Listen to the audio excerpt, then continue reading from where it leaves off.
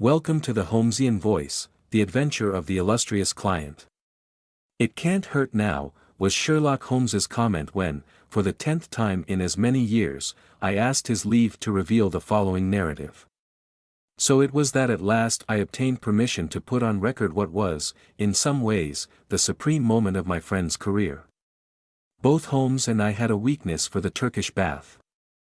It was over a smoke in the pleasant lassitude of the drawing room that I have found him less reticent and more human than anywhere else.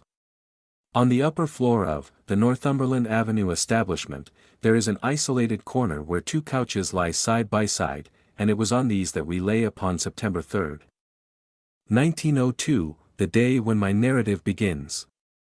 I had asked him whether anything was stirring, and for answer, he had shot his long, thin, nervous arm out of the sheets which enveloped him and had drawn an envelope from the inside pocket of the coat which hung beside him. "It may be some fussy, self-important fool, it may be a matter of life or death," said he as he handed me the note. "I know no more than this message tells me." It was from the Carlton Club and dated the evening before. This is what I read: Sir James D'Amory presents his compliments to Mr. Sherlock Holmes and will call upon him at 4:30 tomorrow. Sir James begs to say that the matter upon which he desires to consult Mr. Holmes is very delicate and also very important. He trusts therefore that Mr. Holmes will make every effort to grant this interview and that he will confirm it over the telephone to the Carlton Club. "I need not say that I have confirmed it, Watson," said Holmes as I returned the paper. "Do you know anything of this man D'Amory?" "Only that this man is a household word in society." "Well, I can tell you a little more than that. He has rather a reputation for arranging delicate matters which are to be kept out of the papers. You may remember his negotiations with Sir George Lewis over the Hammer-Furdwell case. He is a man of the world with a natural turn for diplomacy. I am bound therefore to hope that it is not a false scent and that he has some real need for our assistance. Well, if you will be so good, Watson, I shall be honored." "Then you have the hour 4:30. Until then we can put the matter out of our heads." I was living in my own rooms in Queen Anne Street at the time, but I was round at Baker Street before the time named sharp to the half-hour. Colonel Sir James D'Amory was announced. It is hardly necessary to describe him, for many will remember that large, bluff, honest personality, that broad, clean-shaven face, and above all that pleasant mellow voice. Frankness shone from his grey Irish eyes and good humour played round his mobile smiling lips. His loosened top hat, his dark frock coat, indeed every detail from the pearl pin in the black satin cravat to the lavender spats over the varnished shoes, spoke of the meticulous care in dress for which he was famous. The big masterful aristocrat dominated the little room. "Of course I was prepared to find Dr. Watson," he remarked with a courteous bow. "His collaboration may be very necessary, for we are dealing on this occasion, Mr. Holmes, with a man to whom violence is familiar and who will literally stick at nothing. I should say that there is no more dangerous man in Europe." "I have had several opponents to whom that flattering term has been applied," said Holmes with a smile. "Don't you smoke? Then you will excuse me if I light my pipe. If your man is more dangerous than the late Professor Moriarty or the living Colonel Sebastian Moran, then he is indeed worth meeting. May I ask his name? Have you ever heard of Baron Gruner?" "You mean the Austrian murderer?" Colonel D'Amory threw up his kid-gloved hands with a laugh. "There is no getting past you, Mr. Holmes." "Wonderful. So you have already sized him up as a murderer." "It is my business to follow the details of continental crime. Who could possibly have read what happened at Prague and have any doubts as to the man's guilt? It was a purely technical legal point and the suspicious death of a witness that saved him.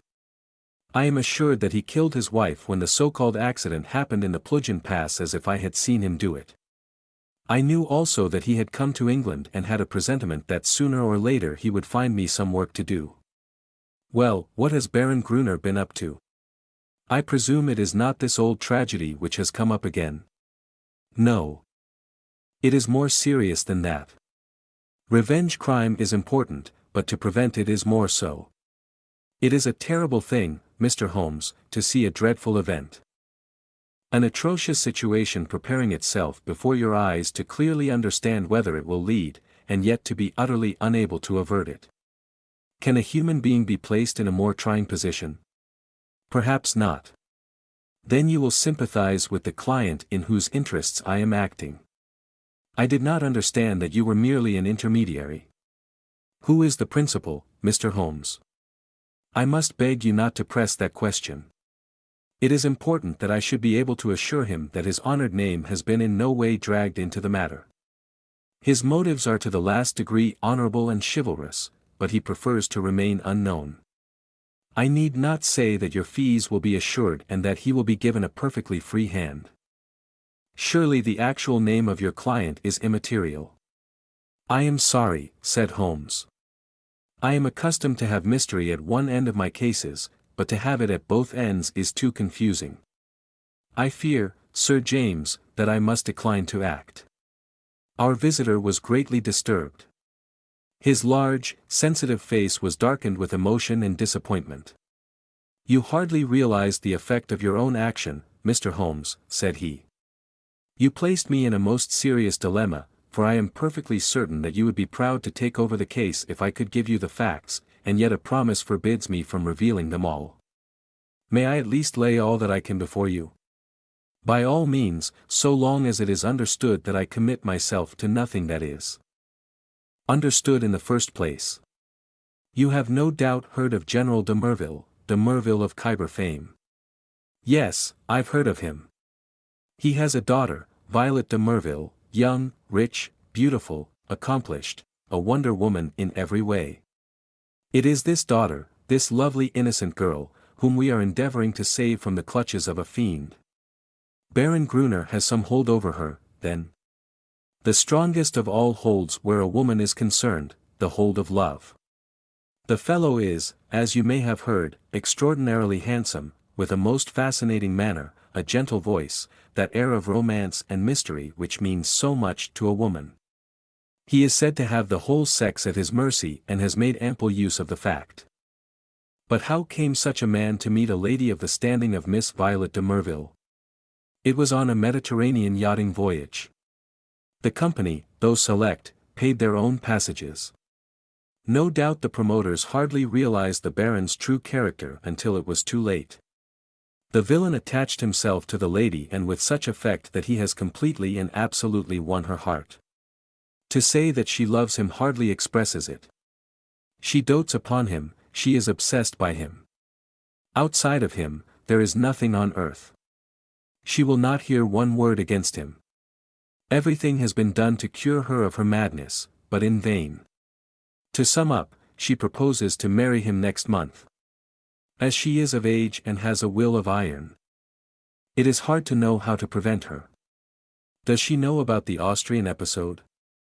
The cunning devil has told her every unsavory public scandal of his past life, but always in such a way as to make himself out to be an innocent martyr. She absolutely accepts his version and will listen to no other. Dear me, but surely you have inadvertently let out the name of your client. It is no doubt General de Merville. Our visitor fidgeted in his chair. I could deceive you by saying so, Mr. Holmes, but it would not be true. De Merville is a broken man.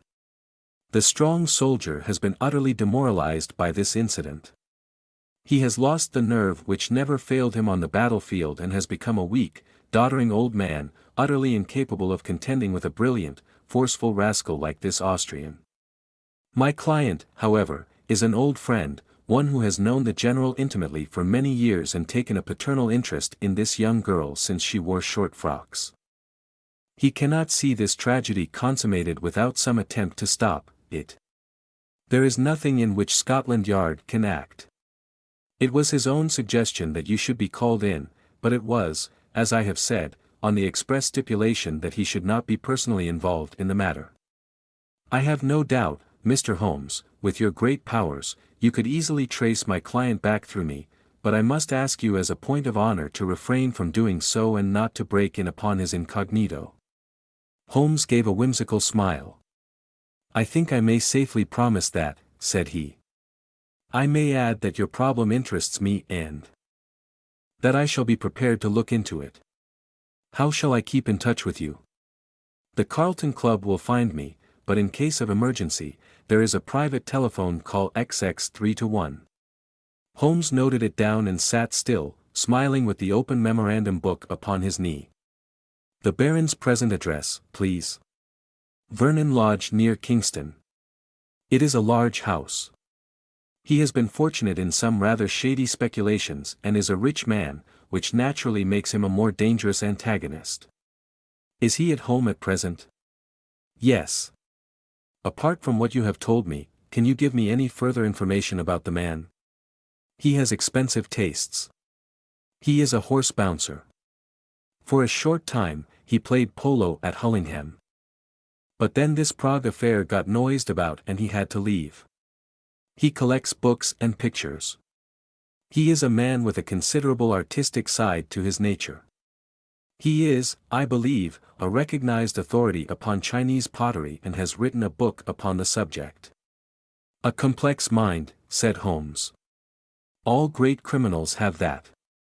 My old friend Charlie Peace was a violin virtuoso. Wainwright was no mean artist. I could quote many more. Well, Sir James, you will inform your client that I am turning my mind upon Baron Gruner. I can say no more. I have some sources of information of my own, and I dare say we may find some means of opening the matter up. When our visitor had left us, Holmes sat so long in deep thought that it seemed to me that he had forgotten my presence. At last, however, he came briskly back to earth.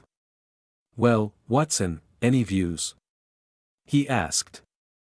I should think you had better see the young lady herself. My dear Watson, if a poor old broken father cannot move her, how shall I, a stranger, prevail? And yet, there is something in the suggestion if all else fails. But I think we must begin from a different angle. I rather fancy that Shinwell Johnson might be a help. I have not had occasion to mention Shinwell Johnson in these memoirs because I have seldom drawn my cases from the latter phases of my friend's career. During the first years of the century, he became a valuable assistant. Johnson, I grieve to say, made his name first as a very dangerous villain and served 2 terms at Parkhurst. Finally, he repented and allied himself with Holmes, acting as his agent in the huge criminal underworld of London and obtaining information which often proved to be of vital importance. Had Johnson been an arc of the police, he would soon have been exposed, but as he dealt with cases which never came directly into the courts, his activities were never realized by his companions. With the glamour of his 2 convictions upon him, he had the entree of every nightclub, doss house, and gambling den in the town, and his quick observation and active brain made him an ideal agent for gaining information.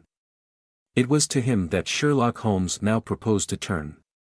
It was not possible for me to follow the immediate steps taken by my friend, for I had some pressing professional business of my own, but I met him by appointment that evening at Simpson's.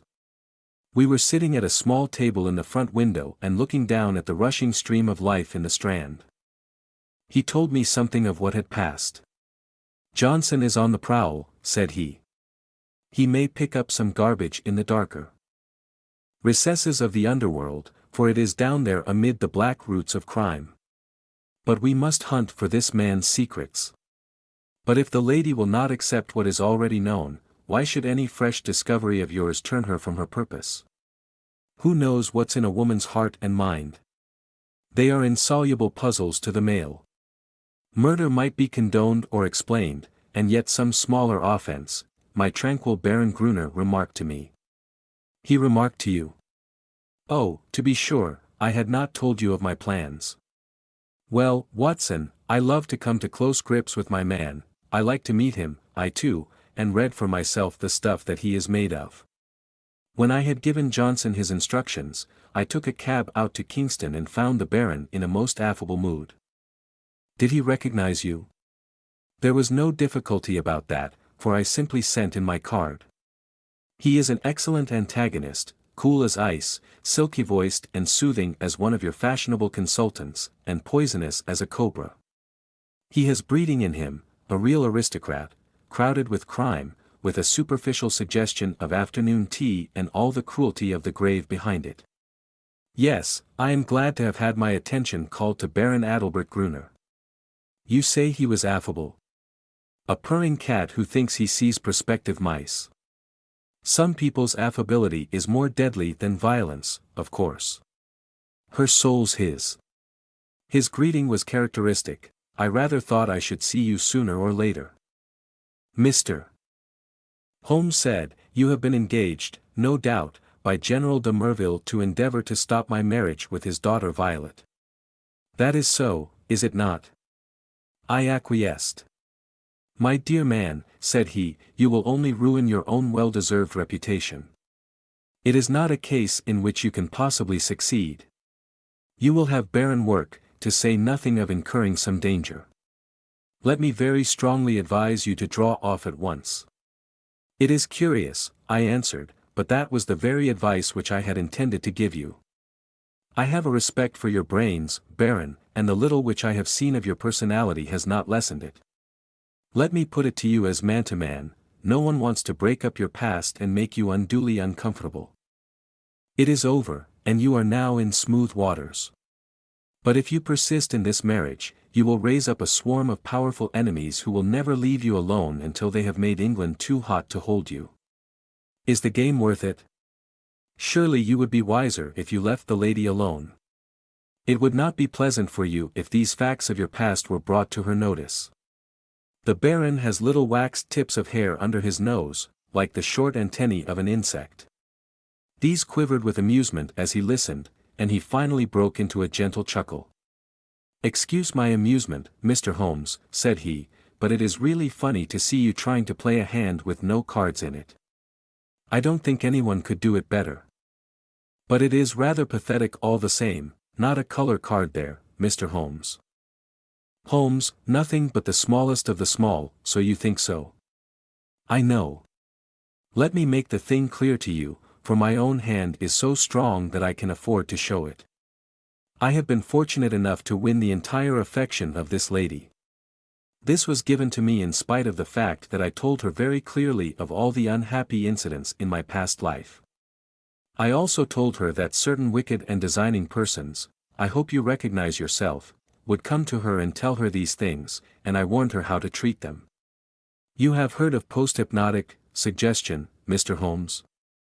Well, you will see how it works, for a man of personality can use hypnotism without any vulgar passes or tomfoolery. So she is ready for you, and I have no doubt would give you an appointment, for she is quite amenable to her father's will save only in the one little matter. Well, Watson, there seemed to be no more to say, so I took my leave with as much cold dignity as I could summon. But as I had my hand on the door handle, he stopped me. By the way, Mr. Holmes, said he, did you know Le Bon, the French agent? Yes, said I. Do you know what befell him? I heard that he was beaten by some Apaches in the Montmartre district and crippled for life.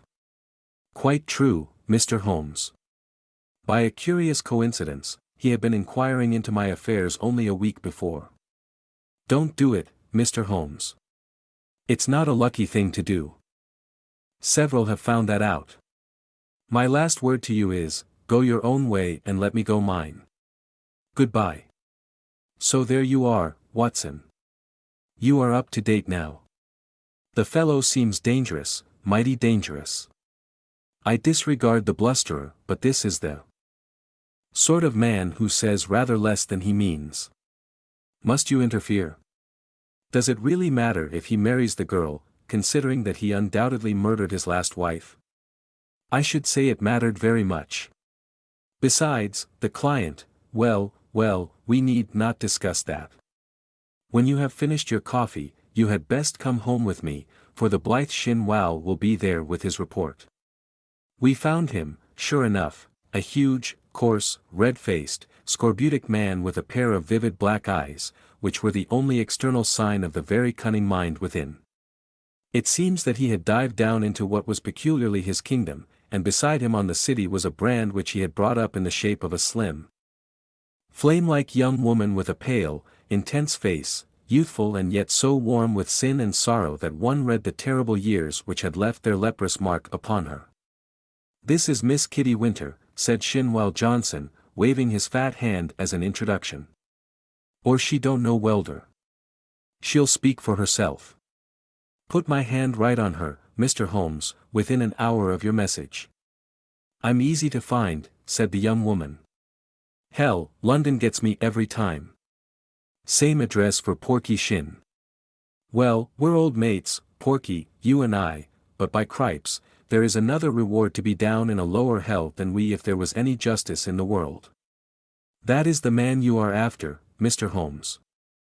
Holmes smiled. I gather we have your good wishes, Miss Winter. If I can help to put him where he belongs, I'm yours to the rattle, said our visitor with fierce energy. There was an intensity of hatred in her white-set expression.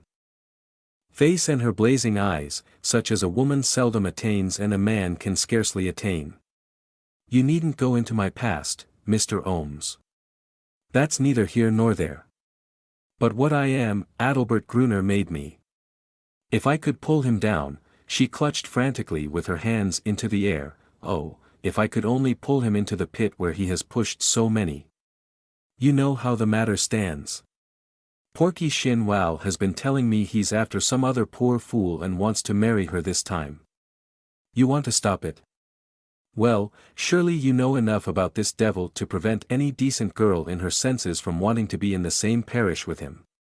She is not in her senses, she is madly in love. She has been told all about him. She cares nothing. Told about the murder? Yes, my lord. She must have a nerve.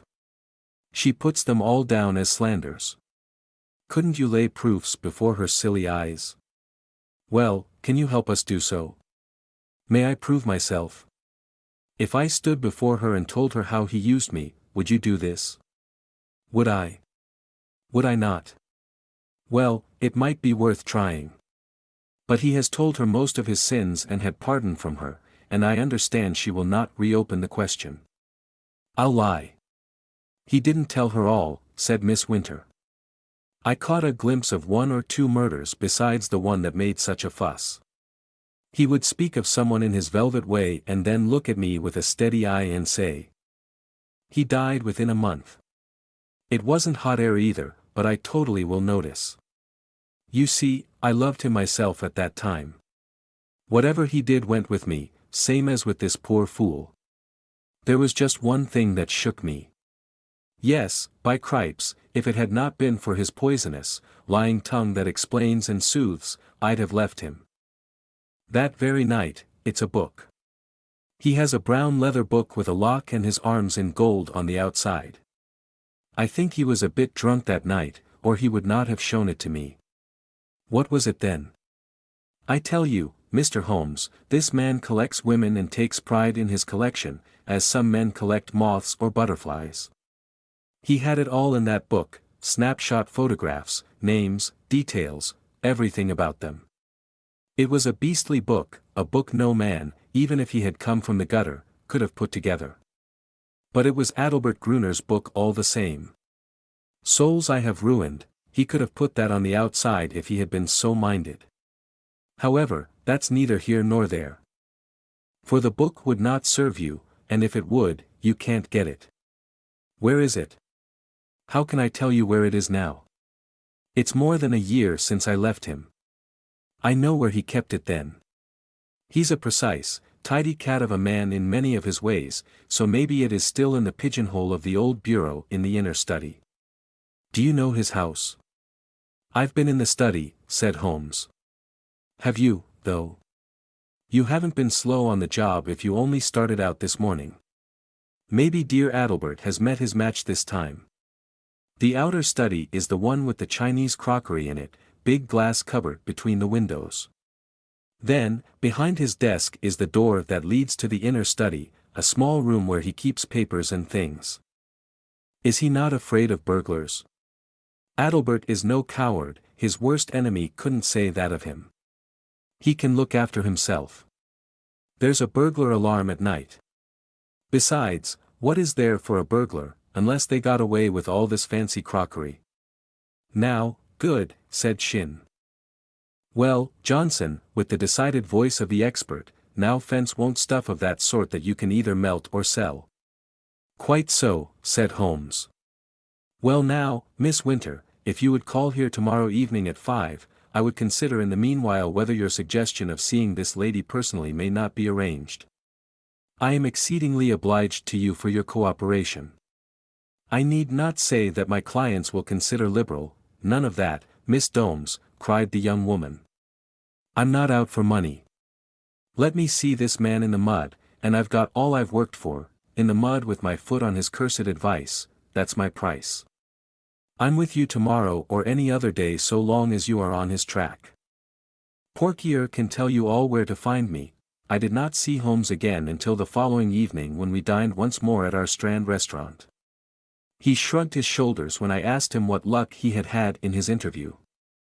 Then he told the story, which I would repeat in this way, his hard, dry statement with some little editing to soften it into the terms of real life.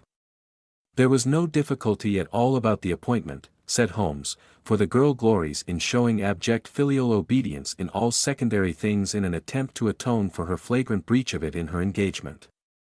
The General informed that all was ready, and the fiery Miss W turned up according to schedule so that at 5:30 a cab deposited us outside 104, Berkeley Square. Where the old soldier resides, one of those awful grey London castles which would make a church seem frivolous. A footman showed us into a great yellow-curtained room. Drawing room, and there was the lady awaiting us, demure, pale, self-contained, as inflexible and remote as a snow image on a mountain. I don't quite know how to make her clear to you, Watson. Perhaps you may meet her before we're through, and you can use your own gift of words. She is beautiful, but with the ethereal, otherworldly beauty of some fanatic whose thoughts are set on high. I have seen such faces in the pictures of the old masters of the Middle Ages. How Abbey's man could have laid his vile paws upon such a being of the beyond, I cannot imagine. You may have noticed how extremes call to each other, the spiritual to the animal, the caveman to the angel. You never saw a worse case than this. She knew what we had come for, of course. That villain had lost no time in poisoning her mind against us. Miss Winter's advent rather amazed her, I think, but she waved us into our respective chairs like a reverend abbess receiving two rather leprous mendicants. If your head is inclined to swell, my dear Watson, take a course of Miss Violet de Merville. Well, sir, said she, in a voice like the wind from an iceberg, your name is familiar to me. You have called, as I understand, to malign my fiancé, Baron Gruner. It is only by my father's request that I see you at all, and I warn you in advance that anything you can say could not possibly have the slightest effect upon my mind. I was sorry for her, Watson. I thought of her for the moment as I would have thought of a daughter of my own. I am not often eloquent, I use my head, not my heart. But I really did plead with her with all the warmth of words that I could find in my nature. I pictured to her the awful position of the woman who only wakes to a man's character after she is his wife, a woman who has to submit to be caressed by bloody hands and lecherous lips.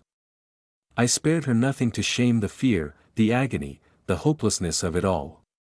All my hot words could not bring one tinge of color to those ivory cheeks or one gleam of emotion to those abstracted eyes.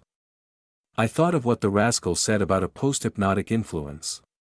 One could really believe that she was living above the earth in some ecstatic dream. Yet, there was nothing indefinite in her replies. I have listened to you with patience, Mr. Holmes, said she. The effect upon my mind is exactly as predicted. I am aware that Adalbert, that my fiancé, has had a stormy life in which he has incurred bitter hatreds and most unjust aspersions. You are only the last of a series who have brought their slanders before me. Possibly you mean well, though I learned that you are a paid agent who would have been equally willing to act for the Baron as against him. But in any case, I wish you to understand, once for all, that I love him and that he loves me, and that the opinion of all the world is no more to me than the twitter of those birds outside the window. If his noble nature has ever for an instant fallen, it may be that I have been specially sent to raise it to its true and lofty level.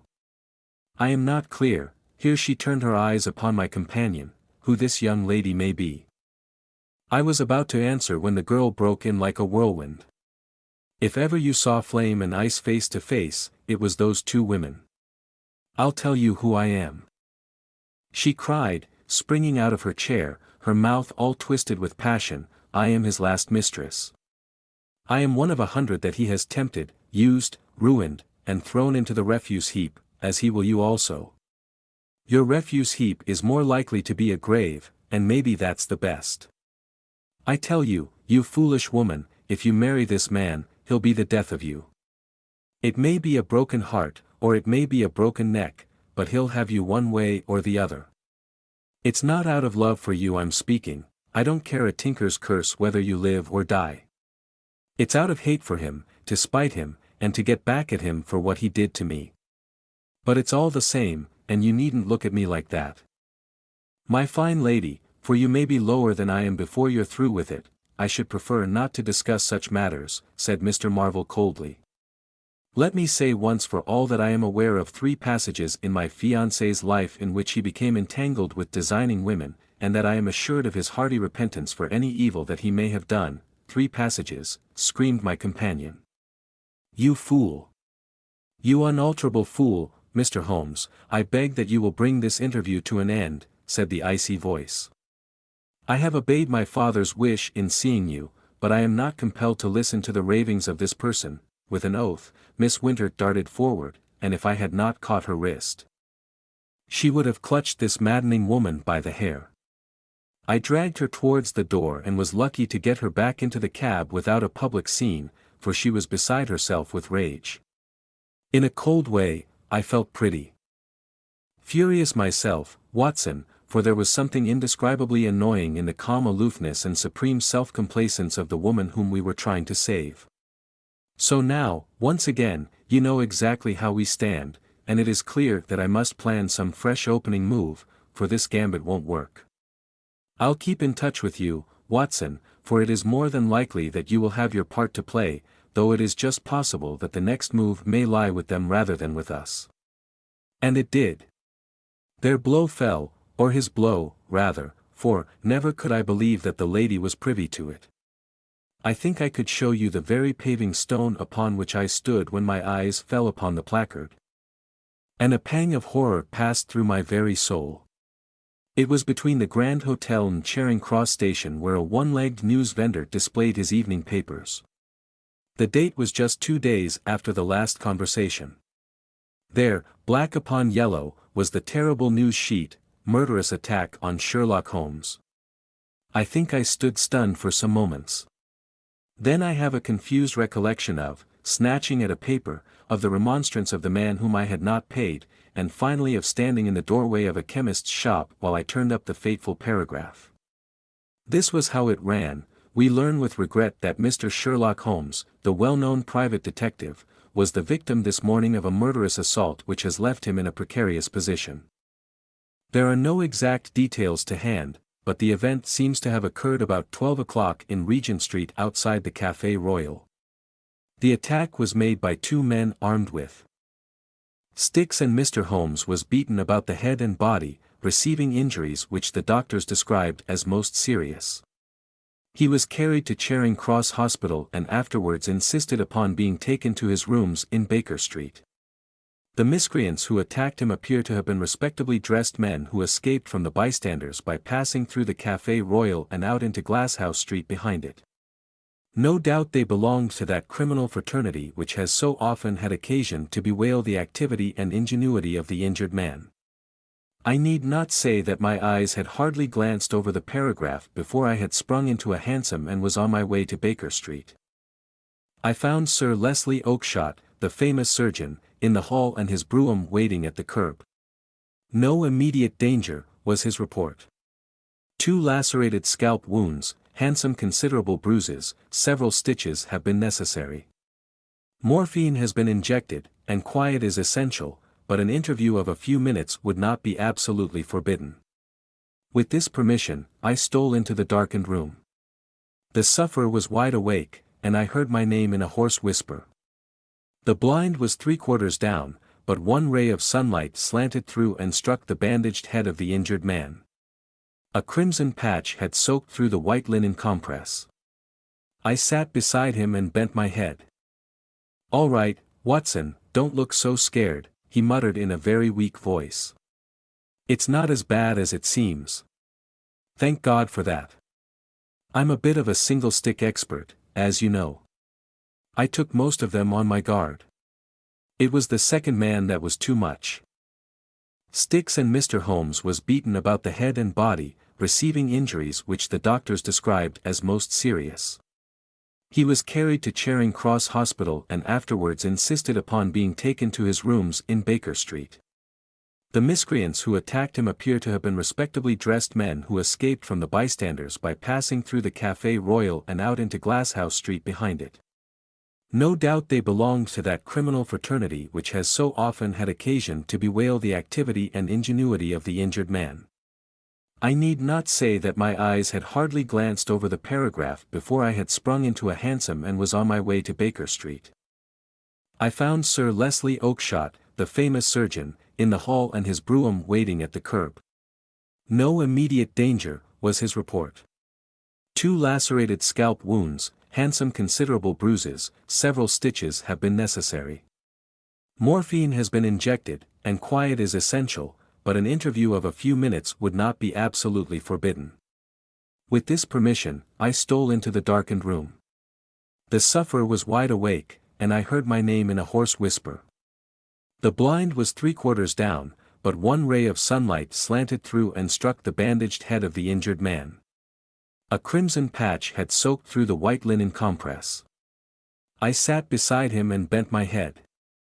"All right, Watson, don't look so scared," he muttered in a very weak voice.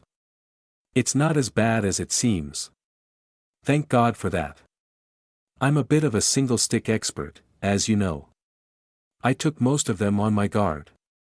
It was the second man that was too much." Closest friend guessing as to what his exact plans might be, he pushed to an extreme the axiom that the only safe plotter was he who plotted alone. I was nearer him than anyone else, and yet I was always conscious of the gap between. On the 7th day, the stitches were taken out, in spite of which there was a report of erysipelas in the evening papers. The same evening papers had an announcement which I was bound, sick or well, to carry to my friend. It was simply that among the passengers on the Cunard boat Ruritania starting from Liverpool on Friday was the Baron Adalbert Gruner, who had some important financial business to settle in the States before his impending wedding to Miss Violet de Merville, only daughter of etc., etc. Holmes listened to the news with a cold, concentrated look upon his pale face, which told me that it hit him hard. "Friday," he cried. "Only 3 clear days. I believe the rascal wants to put himself out of danger's way. But he won't, Watson, by the Lord Harry, he won't. Now, Watson, I want you to do something for me. I'm here to be used." Holmes will then spend the next 24 hours in an intensive study of Chinese pottery. He gave no explanations, and I asked for none. By long experience, I had learned the wisdom of obedience. But when I had left his room, I walked down Baker Street, revolving in my head how on earth I was to carry out so strange an order. Finally, I drove to the London Library in Street James's Square, put the matter to my friend Lomax, the sub-librarian, and departed to my rooms with a goodly volume under my arm. It is said that the barrister who crams up a case with such care that he can examine an expert witness upon the Monday has forgotten all his forced knowledge before the Saturday. Certainly, I should not like now to pose as an authority upon ceramics, and yet all that evening and all that night, with a short interval for rest, and all next morning, I was sucking in knowledge and committing names to memory. There I learned of the hallmarks of the great artist-decorators, of the mystery of cyclical dates, the marks of the Hongwu, and the beauties of Yongle, the writings of Tang Ying, and the glories of the primitive period of the Song and the Yuan. I was charged with all this information when I called upon Holmes next evening. He was out of bed now, though you would not have guessed it from the published reports, and he sat with his much bandaged head resting upon his hand, the depth of his favorite armchair. "Why, Holmes," I said, "if one believed the papers, you are dying." "That," said he, "is the very impression which I intended to convey. And now, Watson, have you learned your lessons?" At least I have tried to. Good. You could keep up an intelligent conversation on the subject? I believed I could. Then hand me that little box from the mantelpiece. He opened the lid and took out a small object most carefully wrapped in some fine Eastern silk.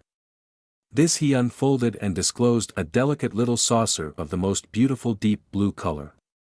It needs careful handling, Watson. This is the real eggshell pottery of the Ming dynasty. No finer piece ever passed through Christie's. A complete set of this would be worth a king's ransom.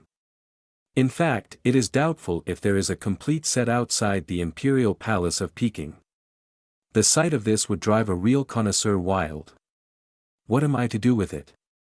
Holmes handed me a card upon which was printed, Dr. Hill Barton, 369, Half Moon Street. That is your name for the evening, Watson.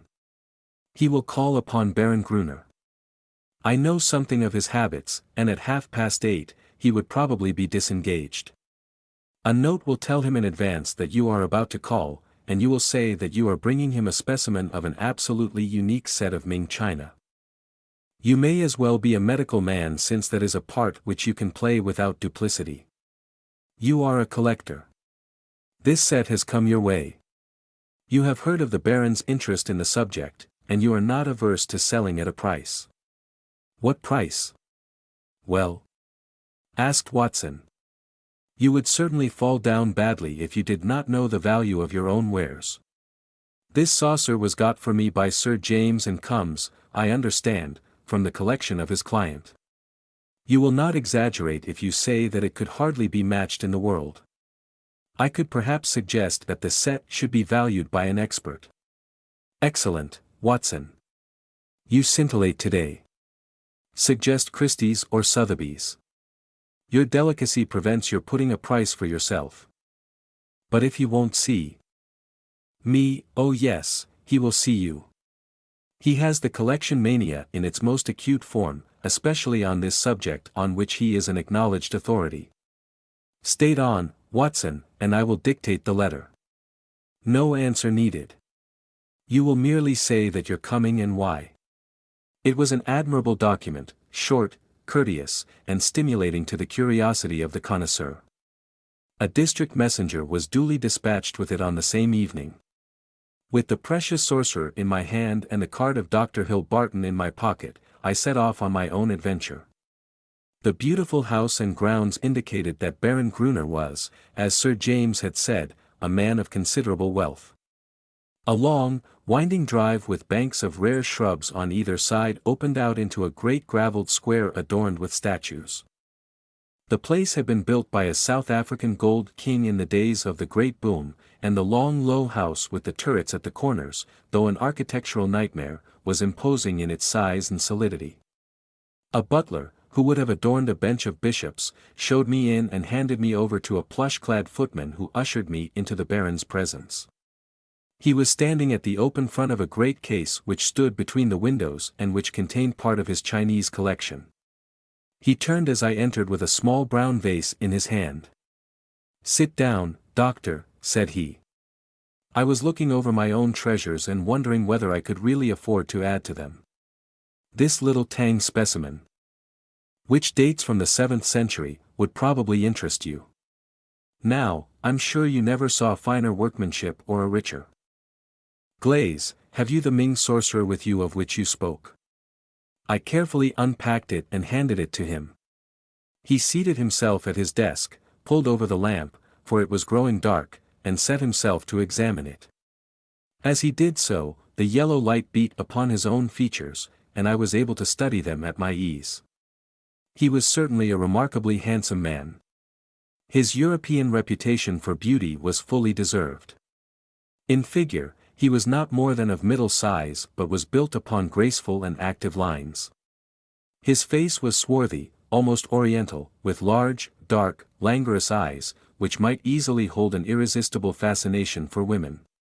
His hair and mustache were raven black, the latter short, pointed, and carefully waxed. His features were regular and pleasing, save only his straight, thin-lipped mouth. If ever I saw a murderer's mouth, it was there, a cruel, hard gash in the face, compressed, inexorable, and terrible. He was ill-advised to train his mustache away from it, for it was nature's danger signal set as a warning to his victims. His voice was engaging, and his manners perfect. In age, I should have put him a little over 30, though his record afterwards showed that he was 42. Very fine indeed," he said at last. "And you say you have a set of 6 to correspond? What puzzles me is that I should not have heard of such magnificent specimens. I only know of one in England to match this. And it is certainly not likely to be in the market. Would it be indiscreet if I were to ask you, Dr. Hill Barton, how you obtained this? Does it really matter?" I asked, with as careless an air as I could muster. "You can see that the piece is genuine and asked a value. I am content to take an expert's valuation." "Very mysterious," said he, with a quick, suspicious flash of his dark eyes. "In dealing with objects of such value, one naturally wishes to know all about the transaction. That the piece is genuine is certain, now I have no doubts at all about that. But suppose I am bound to take every possibility into account, that it should prove afterwards that you had no right to sell? I would guarantee you against any claim of the sort. That, of course, would open up the question as to what your guarantee was worth. My bankers would answer that. Quite so, and yet the whole transaction strikes me as rather unusual." "You can do business or not," said I, with indifference. "I have given you the first offer as I understood that you were a connoisseur, but I shall have no difficulty in other quarters." "Who told you I was a connoisseur?" "I was aware that you had written a book upon the subject." "Have you read the book?" "No." "Dear me, this becomes more and more difficult for me to understand. You are a connoisseur and collector with a very valuable piece in your collection, and yet you have never troubled to consult the one book which would have told you of the real meaning and value of what you held. How do you explain that?" "I am a very busy man. I'm a doctor in practice." "That is no answer. If a man has a hobby, he follows it up, whatever his other pursuits may be. You said in your note that you were a connoisseur. So I am. Might I ask you a few questions to test you?" "I'm obliged to tell you, doctor, if you are indeed a doctor, that the incident becomes more and more suspicious. I would ask you, what do you know of the Emperor's show move and how do you associate him with the show? So in near Nara, dear me, does that puzzle you? Tell me a little about the Northern Wei dynasty and its place in the history of ceramics." I sprang from my chair in simulated anger. "This is intolerable, sir," said I. "I came here to do you a favor and not to be examined as if I were a schoolboy. My knowledge on these subjects may be second only to your own, but I certainly shall not answer questions which have been put in so offensive a way." He looked at me steadily. The languor had gone from his eyes, they suddenly glared. There was a gleam of teeth from between those cruel lips. "What is the game? You are here as a spy. You are an emissary of Holmes. This is a trick that you are playing upon me. The fellow is dying, I hear, so he sends his tools to keep watch upon me. You've made your way in here without leave, and by God, you may find it harder to get out than to get in." He had sprung to his feet, and I stepped back, bracing myself for an attack, for the man was beside himself with rage. He may have suspected me from the first. Certainly, this cross-examination had shown him the truth, but it was clear that I could not hope to deceive him. He dived his hand into a side drawer and rummaged furiously. Then something struck upon his ear, for he stood listening intently. "Ah!" he cried. "Ah!" and dashed into the room behind him. 2 steps took me to the open door, and my mind will ever carry a clearer picture of the scene within.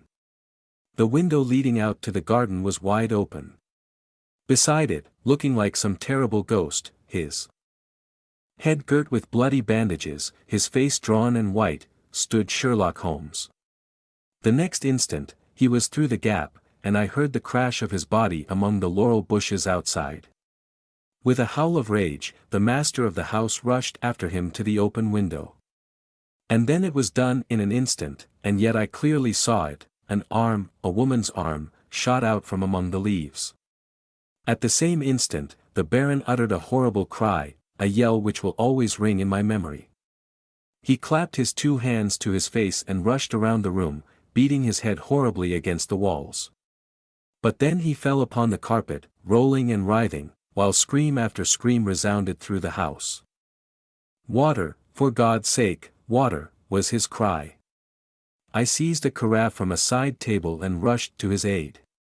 At the same moment, the butler and several footmen ran in from the hall. I remembered that one of them fainted as I knelt by the injured man and turned that awful face to the light of the lamp.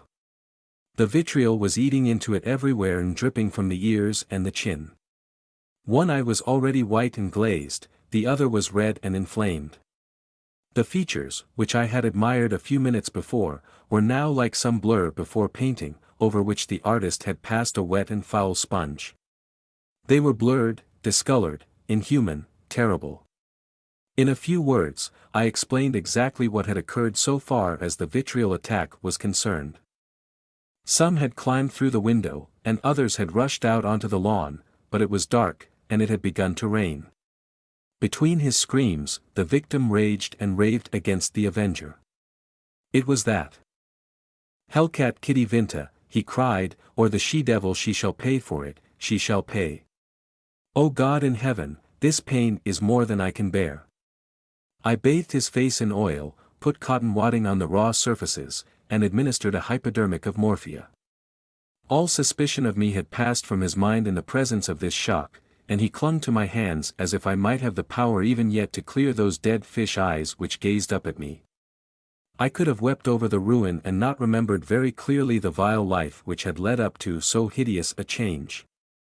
It was loathsome to feel the pouring of his burning hands, and I was relieved when his family surgeon, closely followed by a specialist, came to relieve me of my charge. An inspector of police had also arrived, and to him, I handed my real card.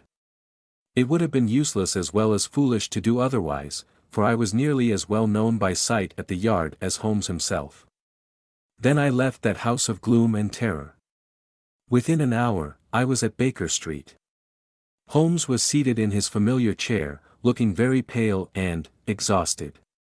Apart from his injuries, even his iron nerves had been shocked by the events of the evening, and he listened with horror to my account of the Baron's transformation. "The wages of sin, Watson, the wages of sin," said he. "Sooner or later, it will always come. God knows there was sin enough." He added, taking up a brown volume from the table. "Here is the book the woman talked of. If this will not break off the marriage, nothing ever could. But it will, Watson, it must. No self-respecting woman could stand it.